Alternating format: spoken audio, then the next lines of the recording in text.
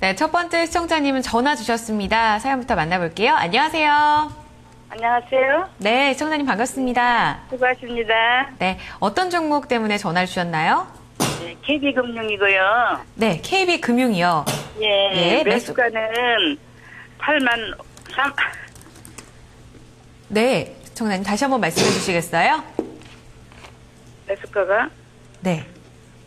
58,400원이요. 아, 58,400원이요. 8,400원. 8만원대라고 네. 하셔서 깜짝 놀랐어요. 시청자님. 네네네네. 네. 그걸 거꾸로 얘기는.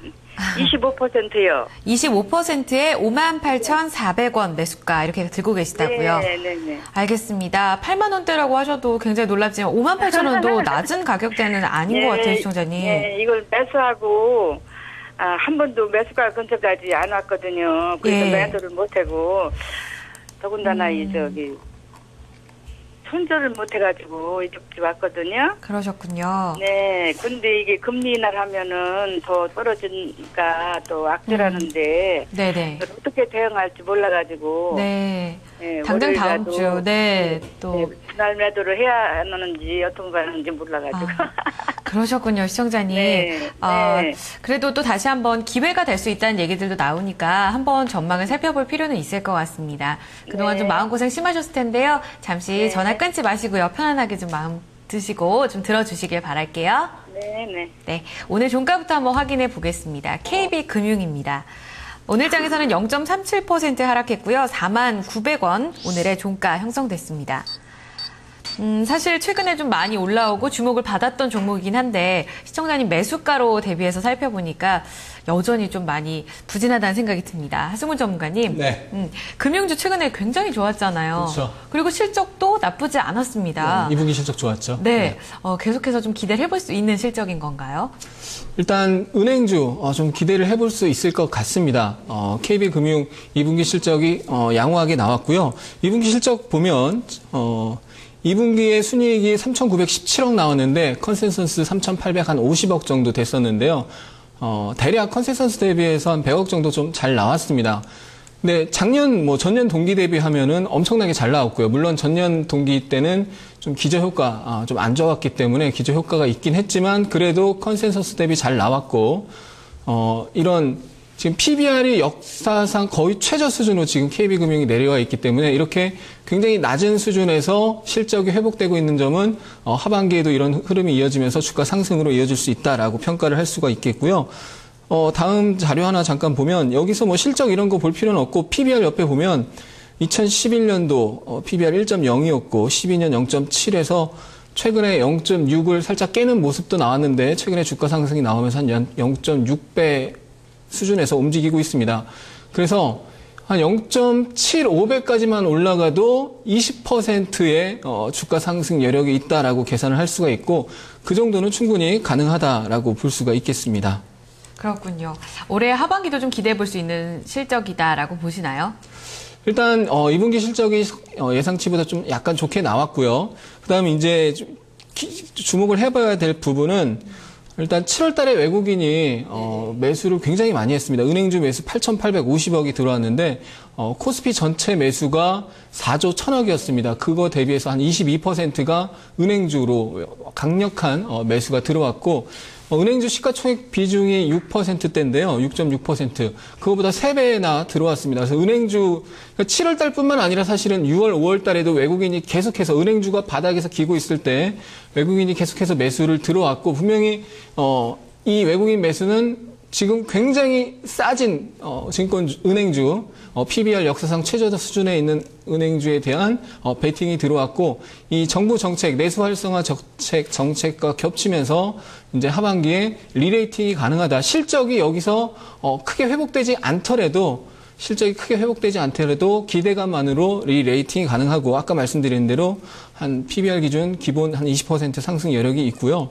이렇게 이제 외국인이 사는 이유는 방금 말씀드린 대로 PBR 역사상 최저 수준에서 조금만, 실적이 조금만 괜찮아져도 리레이팅이 된다는 부분이고, 특히 이제 KB금융은 이 개인 고객 비중이 높죠. 그래서 이 부동산 경기가 좀 안정화되고 LTV, DTI 완화가 되면 그 효과가 다른 은행보다 조금 더 크게 나타날 수 있다라는 점이 또 장점으로 부각이 될 수 있습니다. 네, 아까 시청자님께서 말씀하셨던 부분은 또 금리 인하가 은행주에 타격을 주진 않겠느냐 이런 얘기를 해주셨어요. 네. 최근 보고서에서는 큰 영향력은 없을 거다라는 얘기도 있던데 어떻게 보고 계세요? 다음 주 이제 금통위가 있는데 사실상 금리 인하가 거의 시장에 반영이 된 겁니다. 시장에 거의 반영이 됐고, 그래서 은행주 금리 인하하면 약간의 실적이 떨어지는 효과가 있는데 뭐 그런 부분 대부분 반영이 됐고, 중요한 것은 이번에 금리 인하하면 다음부터는 금리 인하 할 수가 없습니다. 이제 사실상 금리 인하가 무서운 건, 금리 인하 했을 때 무서운 거는 금리 인하를 시작해서 향후에도 금리 인하가 지속되는 경우에는 좀 안 좋을 수가 있는데, 은행주에 안 좋을 수가 있는데, 요번에 금리 인하를 하게 되면 더 이상의 금리 인하는 없고, 오히려 앞으로는 미국이 향후에 금리 인상을 하게 되면 우리나라도 나중에 뭐 내년에는 금리 인상이 나올 수도 있는, 뭐 내년 얘기지만, 그래서 금리 인하는 더 이상 없기 때문에 금리 인하로 인한 부분은 일시적이다. 만약에 이번 다음 주 금통위 금리 인하가 나오면서 은행주가 빠지면 매수 기회, 비중을 더 늘릴 수 있는 기회로 삼으셔도 된다. 라고 말씀드리겠습니다. 이미 반영이 된 이슈라고 보시고요. 또 만약에 그렇게 인하가 될 경우, 그래서 하락할 경우에는 그때가 바닥으로 보면 좋겠다라는 그렇죠. 얘기를 해주신 거죠. 알겠습니다. 그렇다면 시청자님께서 궁금해하셨던 가격 전략을 들어봐야 될 것 같은데, 말씀대로 지금 외국인이 7월 4일부터 계속해서 사고 있더라고요. 오늘도 세 번째로 많이 샀습니다. 유가증권 시장에서요. 더 기대를 해볼 수 있지 않을까 싶은데요. 가격 전략 어느 정도로 세울까요? 근데 일단 단기 전략을 먼저 제시를 해드리겠습니다. 네. 지금 KB금융 주봉 차트를 먼저 보시면 2011년부터 지금 거의 한 3년 동안 34,000원과 44,000원의 박스권의 흐름을 보이고 있습니다. 그래서 지금 제가 증권사 레포트 한 5군데 정도 대표 증권사 대여섯 군데 레포트를 봤는데, 44,000원에서 45,000원 목표 주가를 설정을 하고 있는 곳이 많습니다. 근데 기술적으로도 44,000원에 단기 저항이 있거든요. 그래서 단기적으로는 44,000원이 목표가가 되고, 44,000원에서 한번 부딪히고 매물 소화 과정을 거치고 나서 그 다음 돌파 시도를 할 수 있을 것 같아요. 그래서 34,000원과 44,000원의 박스권이기 때문에 44,000원에선 비중을 좀 한번 줄이시고 다시 재매수, 좀 조정을 받을 때 재매수하는 전략을 좀 저는 권해드리고 싶고요. 그래서 44,000원 돌파가 나오면 그 다음 54,000원까지 중기 목표가로 보실 수가 있겠습니다. 네, 만약에 저점 매수 말씀하셨는데 그 가격대는 어느 정도가 좀 적정하다고 보세요? 네, 만약에 이 다음 주에 금리 인하가 나오면서 혹시 빠지게 된다면 39,000원, 이 39,000원짜리가 지지선이 있고요. 오늘 49,900원인데 오늘 가격에서 한 2,000원, 한 4, 5% 하락이 나온다면 거기서는 추가 하락보다는 44,000원으로의 상승이 나올 가능성이 높아 보입니다. 네, 단기적으로는 일단 44,000원 돌파가 목표가 되겠고요. 돌파 시에는 54,000원까지도 들고 갈 수 있는 전략입니다. 시청자님. 네. 네, 전략을 좀 살펴드렸습니다. 네, 잘 들었는데요. 네. 그러면 전 월요일 날 좀 올라가면은 한 4만 원대에서 매도 좀 분할 매도 하려 했더니 기다려서 44,000원대까지 기다려야 되겠네요. 네, 44,000원을 일단 단기적인 목표가로 잡으시고 네. 분할 매도로 네, 접근하시는 것도 있어요. 네. 네.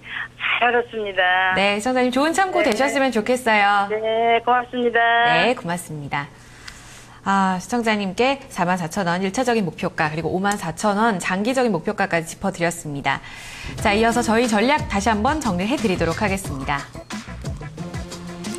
네, 하승훈 전문가의 1차적인 목표가는 44,000원이고요. 투자 의견은 보유입니다. 손절가 37,000원이고요. 김현웅 PB 투자 의견 보유, 목표가 44,000원, 손절가 33,900원입니다. 네, 다음 사연 게시판으로 가보겠습니다. 0391번님께서 태평양 물산을 문의 주셨어요. 6,730원에 사셨고요. 비중은 10%입니다. 오늘 종가가 5,420원인데요. PB님, 네. 오늘 어떤 악재가 있었는지도 궁금하고요. 7% 이상 하락을 했습니다. 시청자님 좀 가격대가 높으신 것 같은데요. 어떻게 전략을 세울까요?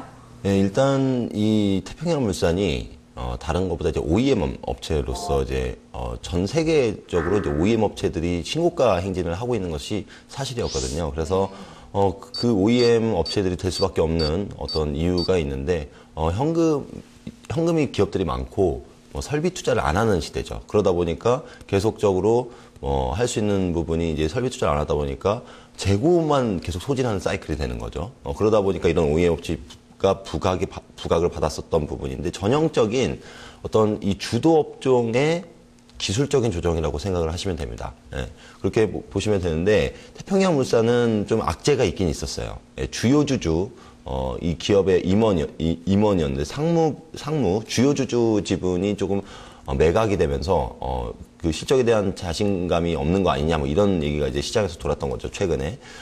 근데 이제 이 주요 주주 매각과 이제 자사주 매각은 좀 별도로 구분을 하셔야 됩니다. 자사주가 매각이 된 게 아니고 주요 주주고 그리고 뭐 대표이사도 아니고요. 일단 스탁옵션 물량을 받았던 부분을 이제 매도를 한 거기 때문에 큰 악재라고 이제 할 수는 없고 단기적인 어떤 수급적인 악재 그리고 전체적인 이 주도 업종의 단기 기술적인 충분한 어떤 건강한 조정이라고 해석을 하시는 게 맞거든요. 근데 다만 이제 매수 단가가 높으시다 보니까 지금 손실이 전환되니까 불안해 하시는 것 같은데, 그리고 오늘 이제 코스닥 시장이 전체적으로 또 주도업종 위주로 좀 하락을 했어요. 그러다 보니까, 좀 이렇게 낙폭이 과한데, 좀 시간 투자를 하시면은 저는, 매수가도 그렇고, 결국에는 되는 업종이 되는 시대이기 때문에, 결국엔 신고가 또 다시 갈 수 있다라고 생각을 하거든요. 그래서 굳이 뭐 물타기를 하실 필요는 정말 단기적인 어떤 기술적인 저점을 맞추기는 굉장히 어려우니까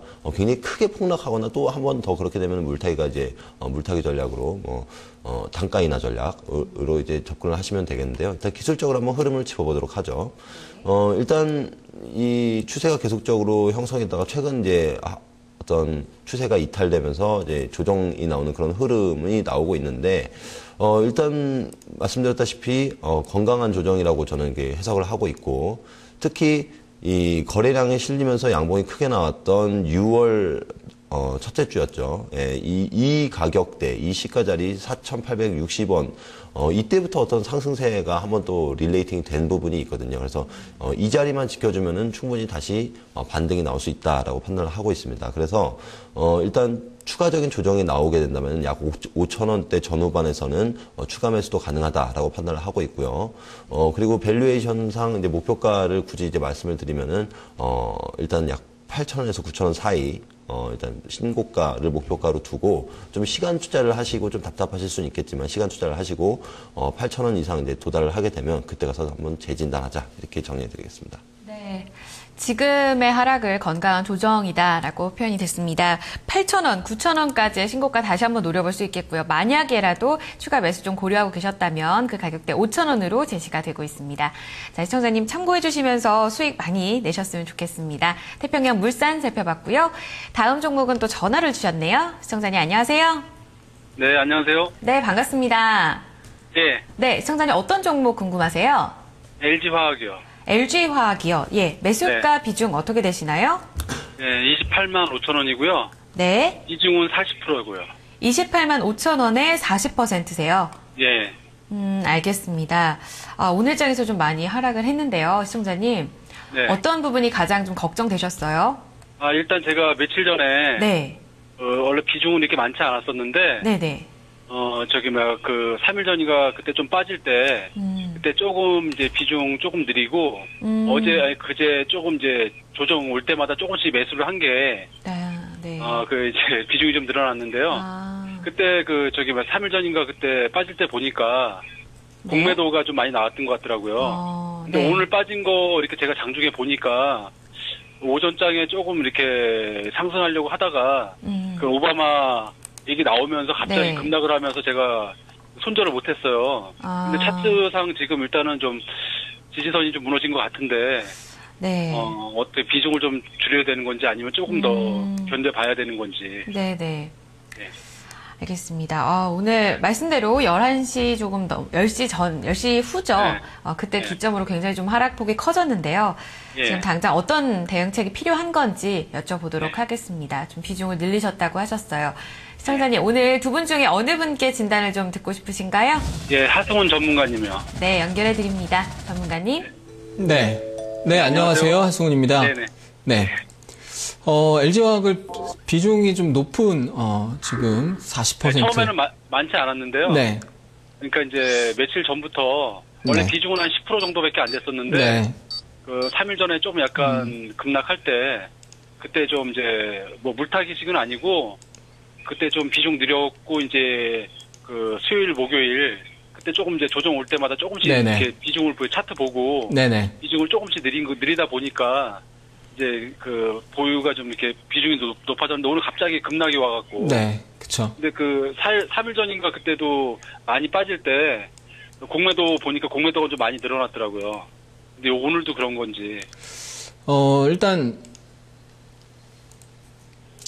오늘 공매도는 아직 공식 집계는 아직 안 나온 것 같고요. 네. 오늘 공식 집계는 아직 안 나왔는데 일단 외국인 매도가 대량으로 출회가 되면서 지지선 이탈하는 모습이 나왔습니다. 그래서 만약에 이제 비중을 계속 빠질 때마다 늘리셨는데 이 28만 원 부근 61선과 전저점 이 부근에 강력한 지지선이 중요한 지지선이 있는데 오늘 그게 깨졌죠. 그래서 사실 비중을 늘리셨던 부분을 깨지면서 오늘 일단 비중을 늘리셨던 부분은 줄이시는 게 맞았고, 근데 갑자기 빠지면서 못 줄이셨다면, 이제 월요일 날, 이 27만 8천 원이 중요 라인인데요. 27만 8천 원, 28만 원을 월요일 날 회복하는지를 보시고, 빠르게 그 자리를 회복한다면 다시, 매수가 위로 30만 원을 향해서 상승을 할 수가 있는데, 이 28만 원을 빠르게 회복하지 못하면 추가 하락도 나올 수가 있습니다. 그래서 월요일, 화요일 중에 28만, 장기 전략은요, 28만 원을 빠르게 회복하면, 홀딩을 하셔도 되고, 28만 원을 빠르게 회복하지 못하면, 일단 비중을 40%에서 최소 20% 이상, 절반 이상, 줄이시고 대응을 하시는 게 좋겠고요. 지지선은 26만 9천 원에 있습니다. 26만 9천 원이 깨지면은 25만 원까지도 빠질 수가 있거든요. 이 하단 25만 원 자리인데. 근데 제가 한 가지 더 여쭤보고 싶은 게. 네. 그 제가 현대 유아도 가지고 있었는데요. 네. 그 제가 이제 중요하게 보는 선이 네. 이제 33일선하고 이제 60일선을 보고 있는데 네. 지금 시장이 이제 어제 같은 경우도 현대 유아 같은 경우도 그 빠지지 않을 종목이 빠져갖고 제가 좀 며칠 더 보유했는데 어제 좀 급등이 좀 나와서 그 회복이 됐거든요. 네. 그러면 오늘 LG화학도 그런 그러니까 요즘 지금 우리나라 돌아가는 추세가 그 크게 지지가 되지 않고 그렇게 되는 경우가 많고 또 회복이 되는 경우도 많은데 LG화학도 특별한 이유가 없다면 그렇게 가능한 건지. 근데 LG화학이랑 이제 현대위아랑 좀 다른 것은 현대위아는 상승 추세가 중기 상승 추세인 종목이고요. 중기 상승 추세에 있는 종목이고 LG화학은 중기 하락 중에 최근에 좀 올라와서 좀 중기 횡보 흐름인데 30만 원을 강하게 30만 원을 돌파해야 이제 중기 상승 추세로 가는 거거든요. 그래서 현대위아랑 LG화학은 추세가 좀 다른 점이 있고 LG화학은 30만 원이라는 중요한 자리에서 지금 한 번, 두 번, 세 번 가까운 저항을 받고 지금 깨진 겁니다. 그 LG화학은 또 2분기 실적이 예상치 못 미쳤기 때문에 30만 원이라는 중요한 저항에서 거기서 이제 매물서 하면서 돌파할 거냐 깨질 거냐를 이제 시장 참여자들이 눈치 보고 있는데 2분기 실적이 안 좋게 나오면서 지금 깨진 거라고 봐야 되거든요. 그래서 물론 시장이 지금 단기적으로 지난주 수요일 고점 이후에 연속 하락이 나오면서 빠진 부분도 있습니다. 그래서 월요일 화요일 중에 28만 원을 빠르게 회복하면 괜찮은 거고 다시 박스권 28만 원, 30만 원 박스권으로 돌아가는 거고요. 월요일, 화요일 중에 회복을 못하면 좀 추가 하락이 나올 수 있다. 왜? 2분기 실적이 안 좋은 상태에서 29만 원, 30만 원에서 단기 매물이 쌓여 있었기 때문에 그 매물 소화하는 흐름이 한번 나왔다가 다시 나중에 3분기에는 좀 실적이 회복된다고 하니까 나중에 다시 올라갈 수 있다. 이렇게 이해를 하시면 될 것 같습니다. 그럼 제가 잠깐만 한 가지만 더 물어봐도 될까요? 네. 네, 말씀하세요. 네, 그 LG화학이 네. 이번에 2분기 실적이 좋다고 해서 주가가 그동안 상승했던 게 아니라 그 2차 전지 부분에 대한 그 기대 심리 때문에 그 모멘텀 때문에 올랐던 거잖아요. 네. 근데 그 어차피 화학 쪽 분야의 그 실적이 우려했던 것보다 조금 더 안 좋게 나와서 하락을 맞았던 건데 어제도 보니까는 그 2차 전지의 그 상반기 영업 보니까는 900%가 넘더라고요. 이익률이. 네. 근데 그런 모멘텀으로 해서 다시 올라갈 수 있는 방법은 올라가진 그러니까, 예, 맞습니다. 2차 전지, 전기차에 대한 기대감으로 올라간 게 맞고, 그쪽은 실적이 계속 늘어날 게 맞고, 성장 기대감이 있는 게 맞는데, 당장 지금 실적이 안 좋고, 24만 원 저점에서 30만 원까지 빠르게 올라오고 거기서 매물이 쌓여 있기 때문에 그 단기 매물 소화하는 과정이 필요하다. 물론 성장 기대감이 있기 때문에 앞으로는 올라갈 가능성이 높은데 올라가기 전에 한번 눌려서 거기서 좀 쉬었다 갈 수 있다. 뭐 이렇게 보는 거죠. 예, 알겠습니다. 네. 감사합니다. 네, 질문에 도움 많이 되셨으면 좋겠습니다, 시청자님. 예. 네, 고맙습니다. 네. 네, 게시판에도 한일이화가 아니고요. LG화학을 문의 주셨던 분들도 계셨는데요. 같이 참고가 좀 되셨으면 좋겠습니다. 다음 종목 또 게시판으로 살펴드리도록 할게요. 제가 미리 종목을 봐버렸습니다. 지금 게시판에 꿈꾸는 소년님께서 한일이화를 문의 주셨는데요. 21,250원 매수 그리고 비중 10%라고 남겨주셨습니다. 자, 김현웅 PB님, 오늘 분할 상장했습니다. 어떤 전략으로 가져갈까요? 네, 이제 한일이화 그 사업회사 한일이화와 지주사 격이 이제 서현 이렇게 분할 상장이 되는데요. 일단 보통 이제 분할은 두 가지로 이제 구분해서 보시면 되는데 예전에 이제 NHN이 네이버와 이제 NHN 엔터테인먼트로 분할 상장인데 그거는 두 계열사 모두 사업권을 갖고 있고 사업을 분리한 개념이고 지금 이 부분은 사업회사랑 지주사랑 이렇게 분할을 한 케이스라고 보시면 됩니다. 그렇게 되면은 이제 뭐 예를 들면 이제 네이버 케이스에는 이제 라인이 부각을 받기 때문에 NHN 엔터를 팔고 네이버를 사는 게 맞겠죠. 근데 지주사랑 사업회사랑 분류가 되는 경우는 결국 지주사가 이제 모회사 역할을 하고 있기 때문에 같이 움직입니다. 물론 이제 지주사가 좀 주목을 받는 시장에서는 홀딩스가 더 서현 같은 종목이 더 많이 올라가는 경우가 있고요. 하지만 거의 같이 움직이는 그런 시장이다. 그런 흐름을 보여줄 것이다. 다만 오늘 이제 서현이 상한가로 이제 마감을 하고 한일이화가 굉장히 이제 많이 하락한 부분은 그 시장에서 이 두 회사의 단기적인 어떤 그 갭이 있다라고 이제 생각을 하는 거예요. 보통 이렇게 되면은 서현이 급등세가 멈출 쯤에 한일이화의 급락세도 멈춥니다. 그때부터는 이제 정직하게 움직이는 경우가 있다 이렇게 보시면 되고 분할 이후에 그다지 이제 수익이 많이 안 난 그런 상황으로 저는 판단이 되는데 일단 지금부터는 지금 어떤 한두 번에 더 음봉이 나올 수 있다라고 보고 있습니다. 한일이화 이 종목 같은 경우는 하지만 어느 정도 이제 조정을 받는 경우는 굉장히 상승 왜 베팅을 할 수 있는 또 그런 종목이에요. 결국에는 이 한일이화가 자동차 부품 이제 사는데 대표적이죠. 아주 대표적인 자동차 부품 사고 국민연금이 지분을 5% 이상 들고 있는 그런 굉장히 탄탄한 코스피 200 종목이거든요. 근데 이 한일이화가 결국에는 이 중국 법인 매출 기여도가 높은 그런 자동차 부품사들은 계속적으로 차별화될 수 있다라고 생각을 하신다면 단기적인 어떤 분할 이후에 수급적인 이유로 이제 하락한 부분에 있어서는 크게 걱정할 부분이 없다. 한 번, 두 번 정도는 더 하락할 수 있겠지만 중장기적인 방향성은 이제 상승세로 이제 생각을 하시면 된다라고 보시면 되겠습니다.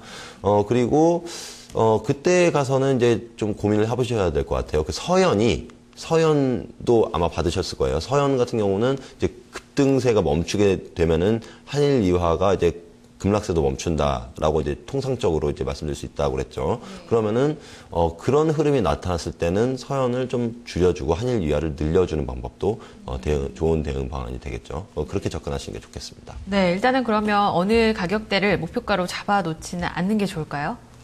일단 계속 두 기업의 흐름을 다 체크를 하셔야죠. 예, 그리고, 이 한일이화와 이제 서현 간의 어떤, 차익거래 전략을 이제 취하셔야 되기 때문에 네. 이 급락세가 멈추는 시점 그리고 급등세가 멈추는 시점을 잘 포착을 하셔가지고 접근을 하셨으면 좋겠습니다. 네, 오늘 분할 상장이 되면서 엇갈린 흐름을 보여주는데요. 이 지주사와 또 이 지주회사로 좀 전환이 나오면서 분할 상장했을 경우 어떤 흐름을 보이는지 같이 사례로 살펴드렸으니까요. 차익거래로 대응하는 방법 같이 참고를 해주시면 더욱더 좋겠습니다. 한일이와 함께 살펴드렸습니다. 1부 마지막 종목으로 정리해보고요. 저희는 종목 진단 2부에서 이어가겠습니다.